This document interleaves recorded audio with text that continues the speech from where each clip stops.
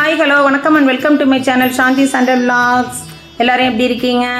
இன்றைக்கி காலையில் மெதுன்னு தோசை, அம்மியில் அரைச்ச மிளகா துவையல், தேங்காய் துவையல், ஸ்ட்ராங்காக ஒரு காஃபியோட புண்ணியநல்லூர் மாரியம்மன் கோவிலை தரிசனம் பண்ணுறதுக்காண்டி நாங்கள் கிளம்புனோங்க.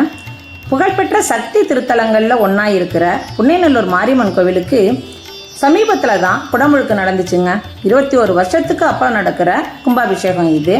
அந்த டைமில் எங்களால் போக முடியல. இன்றைக்கி ஞாயிற்றுக்கிழமைங்கிறதுனால நாங்கள் 2 பேரும் அந்த அம்மனை தரிசனம் பண்ணுறதுக்காண்டி போனோம். கூட்டம் பயங்கரமாக இருந்துச்சு. எல்லா ஞாயிற்றுக்கிழமையுமே கூட்டம் அலைமோதும்.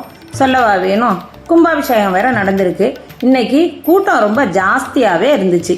ஒரு வழியாக உள்ளே போய் அந்த அம்மாவை நாங்கள் பார்த்துட்டோம். மனசுக்கு ரொம்ப சந்தோஷமாக இருந்துச்சுங்க. மனசு சந்தோஷத்தோட மனசு லேசாகி வெளியில் வந்தோம்.